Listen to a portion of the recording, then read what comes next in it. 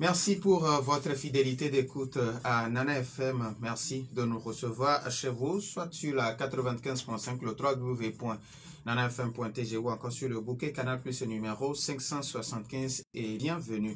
L'arrêté 408/2022 du ministère en charge de l'enseignement primaire, secondaire, technique et de l'artisanat portant regroupement d'établissements scolaires publics et au secondaire général de la région maritime rétrograde le lycée d'Agnocope, si au chef-lieu du canton, au rang du CEG et érige par contre le CEG de Ketakoda au rang du lycée, une situation qui suscite la colère des populations d'Agnocope. Nous abordons le sujet ce matin et pour y en parler, nous recevons sur le plateau Gabriel Sassoui Dossé-Agnon, adjoint au maire de la commune Vaux-1. Monsieur le Président et adjoint au maire, bonjour. Bonjour Norbert, heureux d'être avec vous. Alors, les auditeurs, vous avez donc la possibilité de réagir soit sur la page Facebook de la radio ou via téléphone sur nos deux numéros 91 09 71 71 ou le 96 61 58 58 avec Stan Teko à la mise en onde de Je suis Norbert Djourati.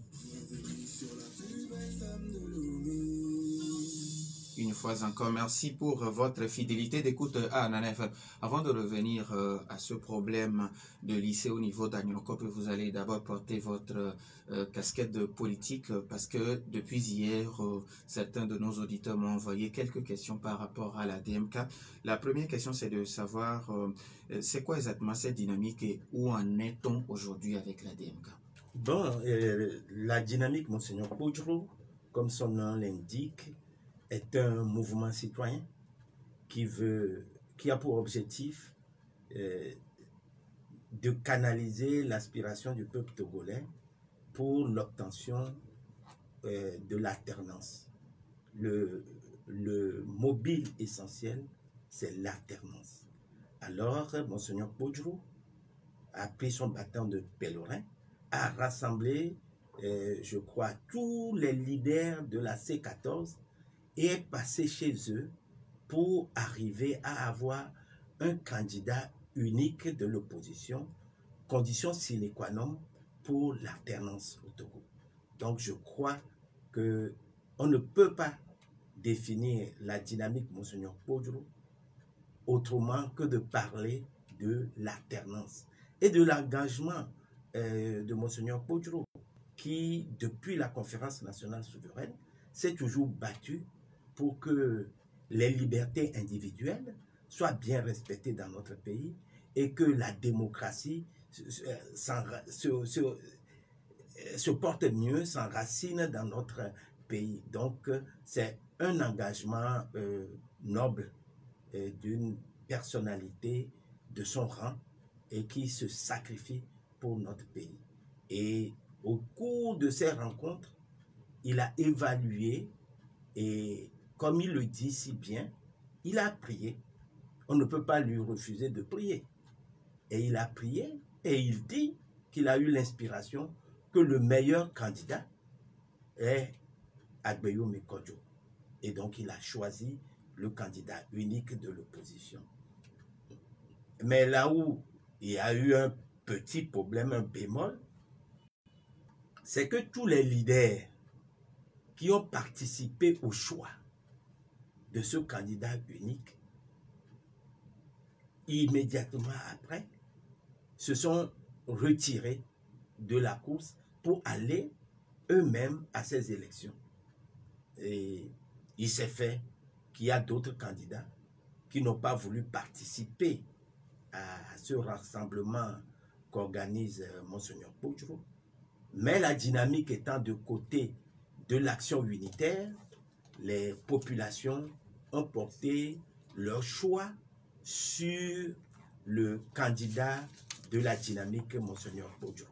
Et donc, je crois que si nous voulions parler de la dynamique, c'est l'historique à peu près résumé.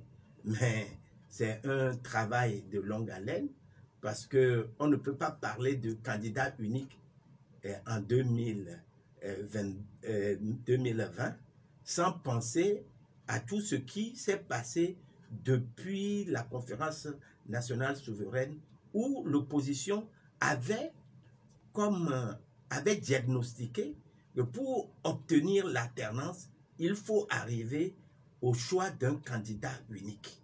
Et ça, la méthode maintenant pour choisir cette personne, les leaders de l'opposition n'arrivaient pas à le faire. Alors, et ce sont eux-mêmes qui sont partis chercher Monseigneur Kpodjro pour venir les aider à identifier cet oiseau rare qui est effectivement Gabriel Messan Agbeyoume Kodjo. Alors, la deuxième question d'un autre auditeur, c'est prendre le pouvoir en 2020 au terme d'un scrutin présidentiel de février 2020. 2 ans plus tard, la promesse n'est toujours pas tenue. La dynamique n'aurait-elle pas pris de l'eau? Non, non. C'est-à-dire que ce problème, nous devons le poser autrement. Il y a quelqu'un qui dit que, et qui confirme avec des preuves qu'il a été spolié de sa victoire. Et il se bat pour l'obtenir. Et de l'autre côté, il y a quelqu'un qui a confisqué cette victoire. Donc, dans les deux cas, la question est de savoir, nous nous situons dans quel camp? Est-ce que nous nous situons dans le cas de celui qui estime qu'il a été spolié de sa victoire? Si nous nous situons dans ce cas-là, alors nous devons le soutenir et continuer à croire qu'il fera tout le nécessaire pour que la vérité des urnes soit dite. Maintenant, si nous nous situons du côté de ceux qui ont confisqué le pouvoir, nous allons dire, mais il n'a qu'à arrêter, il pollue l'air, il n'a qu'à arrêter, il pollue l'atmosphère politique et qu'il faut penser à autre chose. Si on a volé quelqu'un, on ne peut jamais lui dire de penser à autre chose tant que sa victoire ne lui est pas restituée. Voilà en fait de compte ce qui doit motiver tous les Togolais. Il y a deux façons de voir les choses. Alors, maintenant, par rapport à la dernière question de nos auditeurs, il y en a plusieurs, mais j'ai essayé juste de sélectionner 3.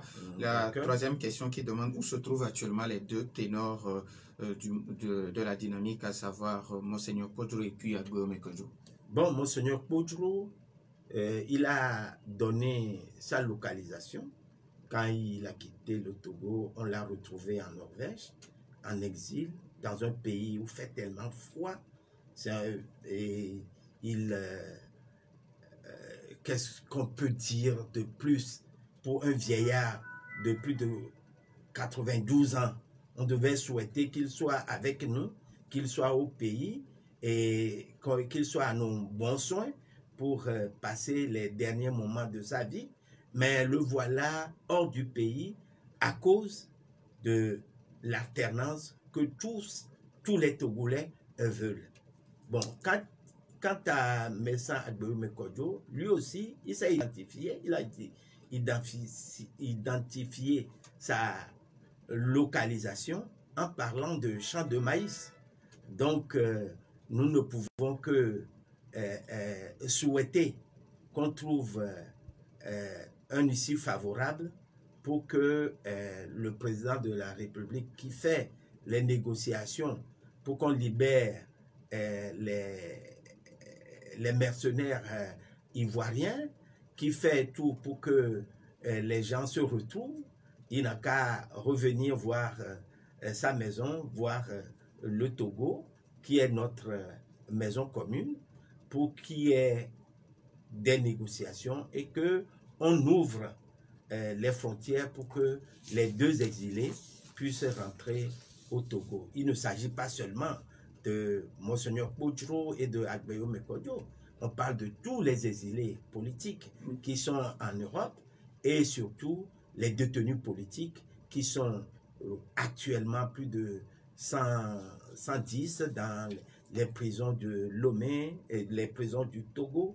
Il faut les faire libérer et pour que nous soyons plus sereins pour bâtir notre pays. Vous savez que Omolu est dans une situation très grave.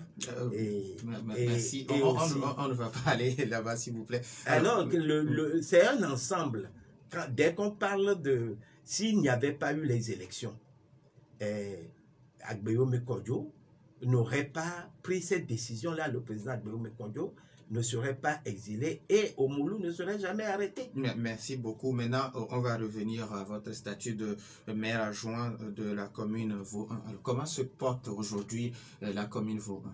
Oh, la commune Vaux-1 se porte, je dirais, comme toutes les autres communes de notre pays. C'est la première expérience de la décentralisation. Nous sommes les premiers à prendre le contrôle de la mairie. Mais toujours est-il que c'est une coalition des partis de l'opposition qui a pris le contrôle.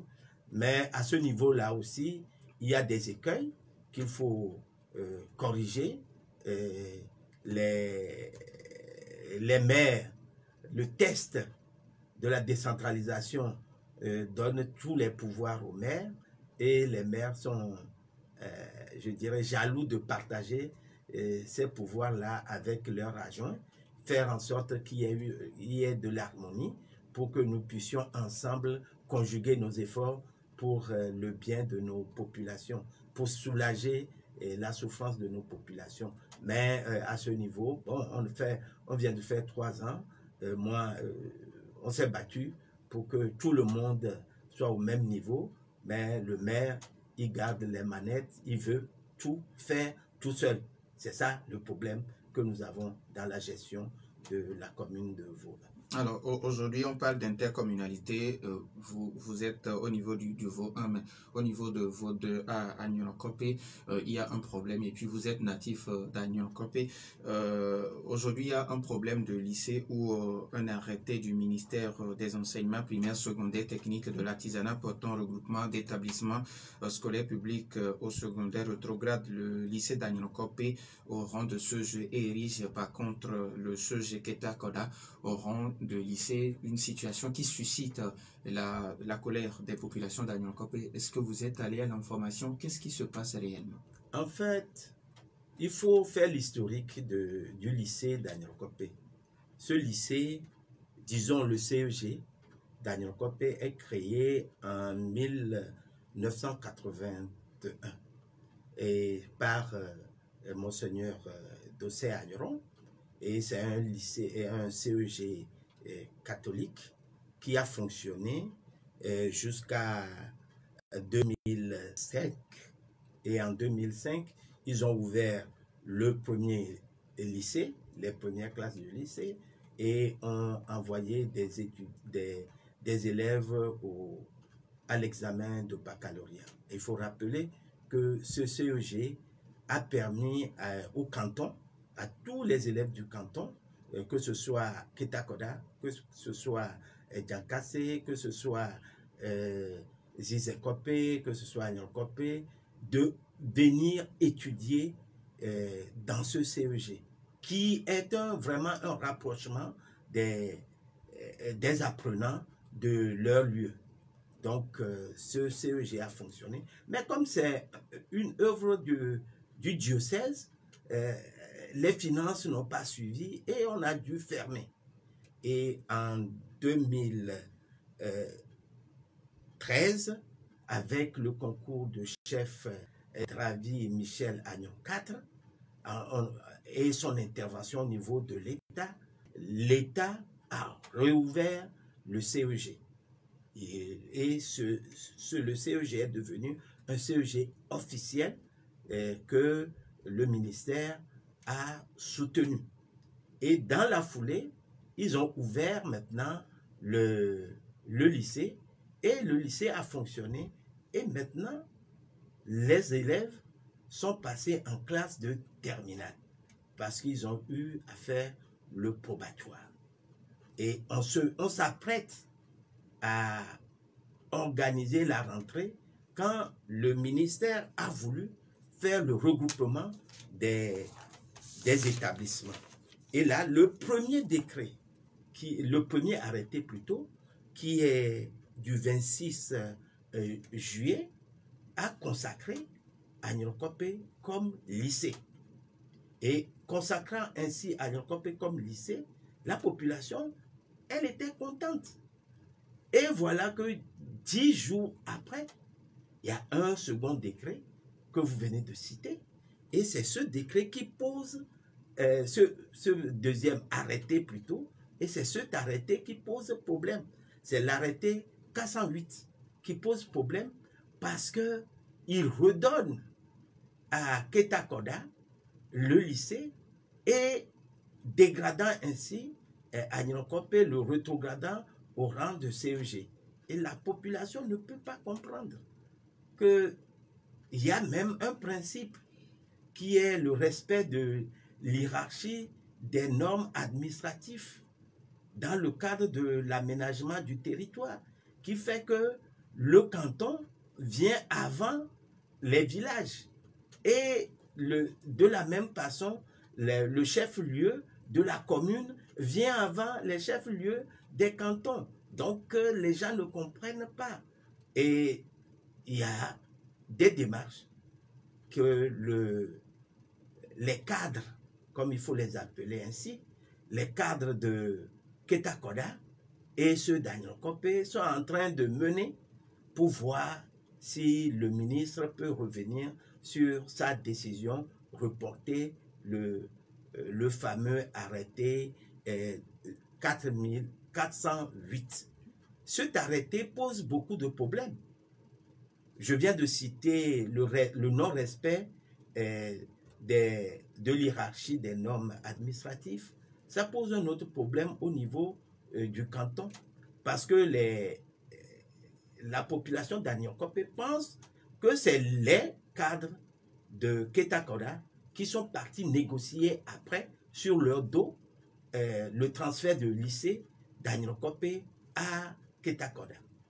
Et au même moment, ça pose un autre problème au niveau des cadres d'Agnokope qui, eux, s'engagent à aller négocier avec les cadres de Ketakoda pour voir le ministre. La population ne comprend pas.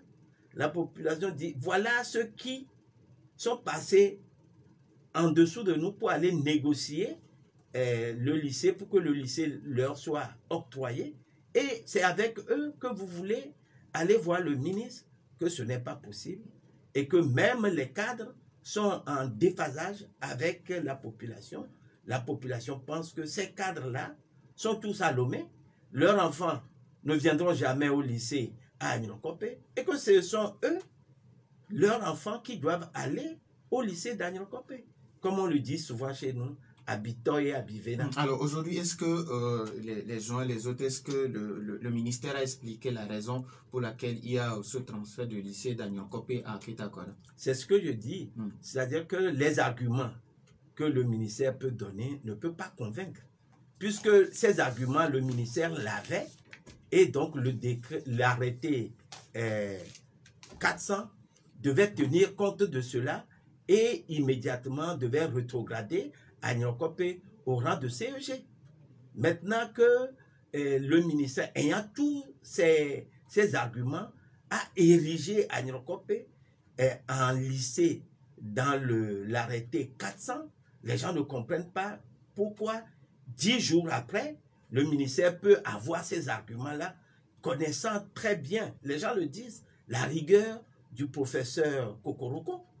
Le professeur Kokoroko ne peut pas signer lui-même de sa main un arrêté 8 jours après et le contredire. C'est un éminent professeur de droit. Il ne peut pas, humainement, il ne peut pas le faire s'il n'a pas été induit en erreur par une main puissante. 91 09 71 71 ou le 96 61 58 58. Les auditeurs ont maintenant la possibilité de réagir sur ces deux numéros, mais après la pause. Medix, savon naturel, anti-germes et bactéries, riche en vitamines, rajeunit votre peau et la rend plus belle. Le savon Medix au parfum exclusif offre une protection fiable contre les germes invisibles, nettoie et protège votre peau en lui procurant une sensation de bien-être et de fraîcheur au quotidien. Choisissez désormais le savon original Medix, disponible en plusieurs gammes. Medix aloe vera et citronnelle vous aide à éliminer vos boutons et acné pour une peau saine et bien hydratée. Medix papaye et carotte pour retrouver l'éclat naturel de votre peau. Medix citron et camphre favorisent un soin exceptionnel naturel de votre peau. Medix Total Protection pour une protection totale contre les moustiques. Le savon original Medix pour une protection 10 sur 10. En vente partout. À Lomé, les produits maraîchers ont désormais un nouveau site. Vous êtes grossiste, vendeur, revendeur de tomates, oignons, piments dans les marchés Atikoudi et abattoirs, ou vous êtes commerçant, l'établissement public autonome pour l'exploitation des marchés EPAM met à votre disposition un nouveau cadre moderne et sécurisé. Le nouveau marché Campus Nord-Ouest de Beklikame, situé au Campus Nord, non loin de l'entrée nord de l'Université de Lomé, le nouveau marché couvre une superficie d'1 hectare et comprend 9 hangars modernes, 2 blocs sanitaires, un bloc administratif. Il est équipé d'eau potable. À l'EPAM, la sécurité des personnes et des biens de nos partenaires est notre préoccupation. Antonio no, nyabe bolo parfumé fortune agwava dwa si amena milo. Nyato mi nyabe be dada le bo bwede e na de ka de kam pour na boye be parfum jasmine Antonio wena gli gli gli e me vivina. E pour na zobon, dana molo he, dana rigra alo rikantoni. Ni nozan molo parfumé fortune. Ne mi kou nyabe bo mi akiki mi anala me se me be siagbe. Molo parfumé fortune e le kilo ama tombe sa kovi me alo, kilo blave voa tombe sa komi. Ne mi dibe appelez-moi le parfumé fortune sous-bois à l'eau des cantos sans phare. Mais des blagues cabanières au canon les 90 29 36 64 à l'eau 99 58 27 25 10. Mon loup parfumé fortune au vivina au nana la messé et au panassou. Nana FM 95.5.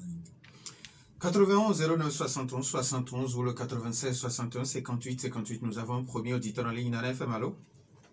Oui, allô, bonjour Norbert. Oui, bonjour. C'est Bankole. Monsieur Bankole. Oui, allez-y, monsieur Bankole.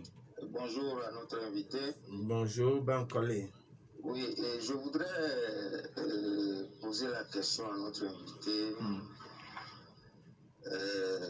Quelle est la distance en termes de kilométrage entre Agnokope et Ketakora?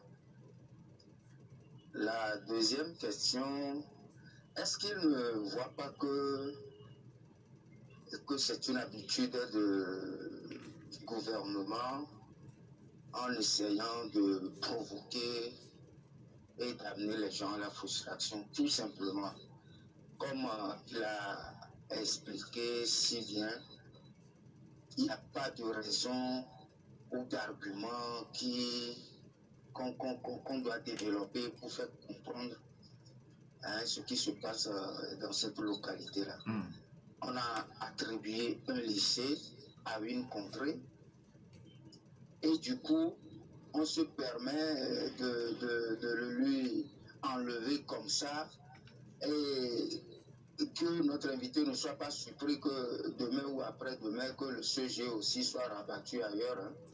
Merci beaucoup. Merci à vous aussi, monsieur Bankole. 91 09 71 71 dans l'FM, allô? Oui, allô. Pélé, bonjour. Bonjour. Oui, allez-y, on vous écoute. Ok, je salue notre invité. Bonjour. Ok, bon. D'abord, j'ai deux préoccupations. La première préoccupation, c'est concernant l'affaire de lycée. Est-ce que monsieur le ministre, un ancien ministre, un critère, on peut avoir pour attribuer un lycée à une localité? Une assistance à politique de nos dirigeants, est-ce qu'ils peuvent commettre cette erreur ou bien il y a des grosses mains derrière, parce que ça devrait être une affaire politique. Et c'est pas là qu'on voit qu'il y a de la médiocrité. Il ne faut pas que cette médiocrité-là amène un conflit entre ces deux localités. Deuxième préoccupation, c'est concernant l'affaire politique qu'aujourd'hui, on parlait de la DMK et ce qui se passe sur le terrain. Moi, je pense qu'aujourd'hui, nous avons le verbe à conjuguer. Soit un verbe à conjuguer, il y a le verbe boycotter, il y a le verbe revendiquer et il y a le verbe participer. Ceux qui ont choisi le verbe, ont choisi le verbe et ils seront dans la personne. Merci beaucoup. 91 09 71 71. Nana FM, allô? Allô? Bien, Michel, bonjour. Oui, bonjour, monsieur Norbert. Oui, allez-y. Bonjour à notre invité. Michel, bonjour. Je crois que ce problème, c'est vraiment étonnant qu'on puisse signer l'arrêté et puis le changer comme ça. Je crois que vous avez l'habitude toujours de le dire à monsieur Norbert. On a tout fait au Togo, sauf la morale. Mais vous ne pouvez pas faire ça. Même si vous avez commis une erreur, vous ne devez pas faire ça là. Ça a été déjà fait. Vous devez assumer les responsabilités. Donc, il faudrait quand même que notre État, nos gouvernants comprennent que l'État ne peut pas tout faire. Si vous avez des difficultés peut-être à fournir du matériel ou bien équiper ou bien envoyer des professeurs, expliquez à ces gens-là que voilà, vous devez peut-être prendre en charge un certain nombre d'éléments pendant un temps. Et je l'avais dit l'année passée que le fait même de dire que les écolages sont gratuits et qu'on a laissé tomber, mais c'est une erreur parce qu'il n'y a jamais d'éducation gratuite. Il n'y a jamais, qu'on ne nous fasse pas croire à des choses comme ça, à moins que c'est délabrer cette éducation-là. Donc, il faut accepter d'associer les localités pour leur dire que l'État est en difficulté et peut-être pour telle raison, nous allons vous utiliser, vous allez vous appuyer sur vos initiatives personnelles pour gérer l'établissement jusqu'à un niveau donné. Mais une fois que l'arrêté a été signé, mais c'est signé. Mais c'est quoi cette immoralité? Non, franchement, il faut que les choses... C'est des choses comme ça qui frustrent le peuple et qui frustrent bon nombre. Merci.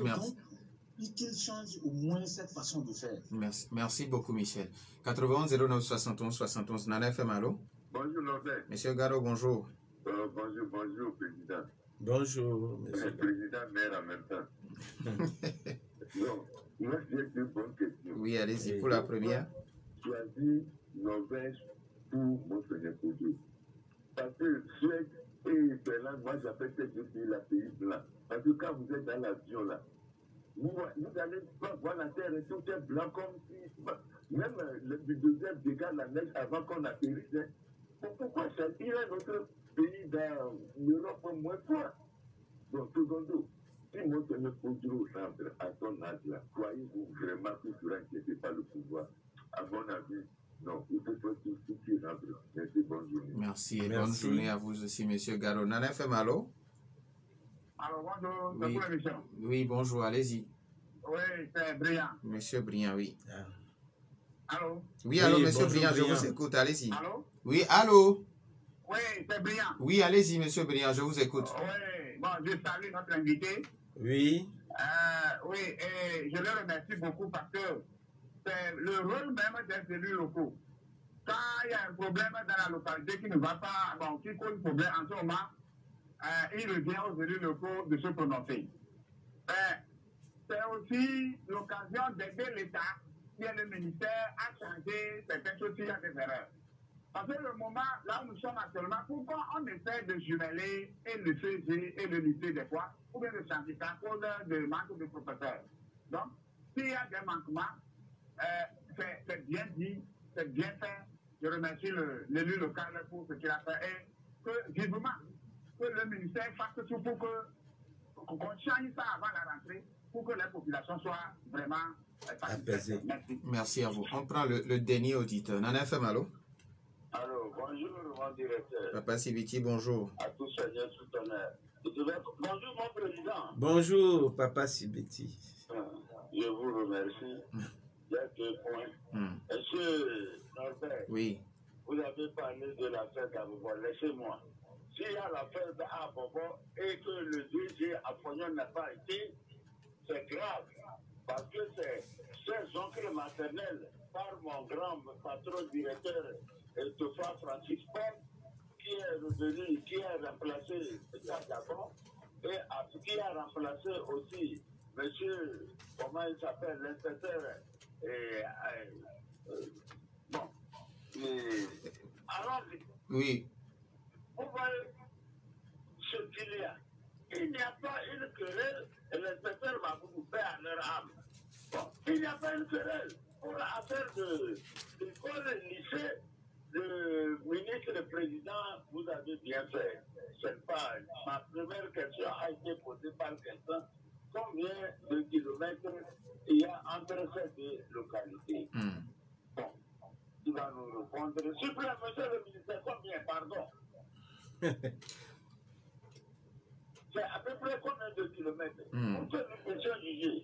Merci. Merci. Combien de kilomètres? D'accord. Allô? Oui, allô? Oui, je vais répondre en gros, mais globalement, nous avons 3 kilomètres entre Agnakope et Ketakora. Monsieur le ministre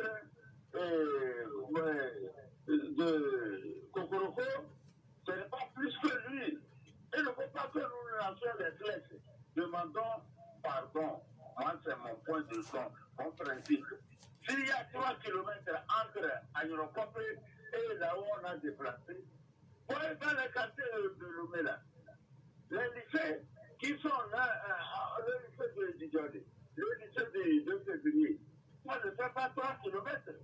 Est-ce que nous ne pouvons pas prier le ministre Kokoroko pour qu'il remette le lycée d'Agnakope et ouvrir un lycée aussi à Chose? Je pense que ça serait la meilleure façon pour que nous sachions le 12 et jeter les flèches. Merci. Monsieur le ministre, moi c'est ma proposition. Et tous les Togolais, nous devons avoir ce point de vue pour ne pas s'entre-déchirer parce que c'est quelqu'un, dès qu'il y a quelque chose, on fait tout. Nous prions donc, monsieur le ministre, ce que nous allons faire, vous allez faire. Voyez les gens de là où on a ramené, et à Agnakope, vous êtes une personnalité importante. Monsieur Kokoroko ne va pas refuser. Et ça, faisons tout pour que monsieur Kokoroko mette leur lycée, ou bien vous laissez votre lycée, et on crée un lycée pour là-bas. Les professeurs ne vont pas manquer. Parce qu'à Lomé, prenons l'exemple de Lomé et de certaines Merci beaucoup. Papa Sibiti, merci beaucoup. Nous avons merci le temps est déjà parti. Contribution. Voilà. Monsieur Bankole qui demande quelle distance il y a entre, vous l'avez déjà dit, 3 kilomètres entre les deux localités. Pelé qui demande quels sont les critères d'attribution de lycée à une localité. Disons que le premier critère, c'est défini par le schéma directeur de l'aménagement du territoire qui passe au premier plan au canton. Après les cantons, on peut étendre vers les villages et on peut aller à la commune. Et de la commune, maintenant, on peut monter à la préfecture et aux régions. Donc, c'est ça le schéma directeur que l'État a mis en place. Et c'est avec ça qu'on fait l'aménagement dans tous les domaines, que ce soit de la culture, que ce soit le département que j'avais eu l'honneur de diriger, que ce soit au niveau de l'administration centrale, c'est toujours ce schéma directeur qui a hiérarchisé les besoins et qui a hiérarchisé les points où l'État va commencer à aménager le territoire. Donc, le critère, c'est d'abord le canton. On crée le lycée dans les cantons. Dans tout le Togo, c'est comme ça que ça se passe. Après les cantons, on peut voir s'il y a un autre village qui est peuplé, qui a besoin de ces infrastructures, on le met. Si je donne l'exemple de Togoville. Togoville a eu le lycée quand Baloubé n'avait pas de lycée. Donc, après, on a bien jugé de donner le lycée à Baloubé. On peut faire de la même chose, de la même manière. On donne le lycée à Agnakope. Et avec le temps, on peut donner un lycée à Ketakora. Comme l'a suggéré d'ailleurs Papa Sibiti, oui. Je pense qu'il faut garder le lycée au niveau des deux localités. La question de Briand est très pertinente, qui demande peut-être qu'il n'y a pas d'enseignants pour assurer au niveau des localités. Donc, Michel aussi qui pense qu'on peut demander aux associations des parents d'élèves et puis au comité de développement de ces localités de chercher eux-mêmes à financer les enseignants en attendant que le gouvernement ou bien le ministère ne prenne la relève. Oui, c'est bien, puisque l'année dernière, le bureau des parents d'élèves a subventionné certains enseignants et a débloqué près de 2 millions pour les payer. Et donc, ce qu'ils disent, nous sommes d'accord, c'est sur ça que le ministère a voulu faire le regroupement des lycées. Ils ne veulent pas pour le moment qu'il y ait 2 lycées dans un canton. Donc, le bon sens veut que ce soit le lycée qui existe depuis. Et surtout, l'historique du lycée d'Agnon-Copé, que je viens de vous décrire, cela plaide en faveur du lycée d'Agnon-Copé. Et surtout, le schéma directeur que l'État même a mis en place, tout ceci plaide pour que Agnon-Copé ait son lycée. Maintenant, quand le maître qu'on veut donner un lycée à Ketakoda, nous sommes d'accord. Nous sommes, comme on le dit souvent, nous sommes tous du territoire ou des peuples que nous appelons Niglais. Nous sommes tous de la même famille. Donc, on ne peut pas envier Ketakoda. Mais ce que la population d'Agnon-Copé ne comprend pas, c'est que Ketakoda ne peut pas venir lui retirer son lycée. Et c'est ça qui cause problème. Et c'est ça qui risque de créer un conflit entre nos localités. Donc il faut que le ministre fasse tout pour, nous le supplions, de reporter cette décision et de faire en sorte que Agnon-Copé aussi ait son lycée et que Ketakoda aussi ait son lycée. Maintenant, s'il manque d'enseignants, on peut toujours contribuer. Nous avions contribué l'année dernière jusqu'à une hauteur de 2 millions. Les cadres d'Agnon-Copé et la diaspora, UDA et autres qui cotisent. Tous les samedis, les gens cotisent pour le développement d'Agnon-Copé. Donc, on peut prélever sur ces fonds-là pour aider l'établissement à bien fonctionner. On a des enseignants qu'on peut recruter. Alors, peut-être que vous n'avez pas fait ces propositions au ministère. Mais on nous a déjà donné le lycée. Donc, on ne peut pas aller faire encore un plaidoyer. C'est ceux qui n'ont pas eu le lycée qui sont partis justement faire le plaidoyer. Et ils ont fait le plaidoyer en défaveur d'Agnon-Copé, en montrant les points négatifs d'Agnon-Copé. C'est ça qui frustre les gens. Ils ont fait un plaidoyer à charge pour Agnon-Copé. Or, ils devaient faire un plaidoyer pour leur localité, dire que bon, nous avons tel nombre d'atouts. Et même ils disent que nous n'avons pas de terrain, on n'a pas de localité pour pouvoir abriter. Mais le terrain sur lequel eux ils construisent le lycée est un terrain litigieux entre Djankase et Ketakoda. Ce problème remonte dans les années 90 où les gens de Ketakoda ont brûlé le village de Djankase. Alors, maintenant par rapport à la question de M. Garo qui demande pourquoi est-ce que vous avez choisi Norvège comme terre d'asile à Monseigneur Podjoro, parce que c'est selon lui... Vous savez, quand cela arrive comme ça, c'est pratiquement le pays d'accueil qui a accepté. Il n'a pas le choix. Et comme il a si bien décrit, c'est l'enfer froid. Et il subit le martyre là-bas. Il subit le martyre pour le peuple togolais. Alors, donc c'est à nous de le soutenir. Alors, la seconde partie de sa question, c'est que, bon, même quand il revient, il ne sera pas inquiété. Ah, il était dans la maison du docteur Agbeyo Mekodio quand les soldats qui étaient arrivés, ils ont tout cassé, ils l'ont même brutalisé et ils l'ont jeté sur des civières. Donc, tout peut arriver, tout peut arriver. S'il n'y a pas une loi d'amnistie, tout peut arriver. Alors, si vous avez un message à l'endroit des autorités, surtout par rapport à ce problème de lycée entre Agnon-Copé et Ketakoda, parce qu'il nous reste pratiquement 1 minute.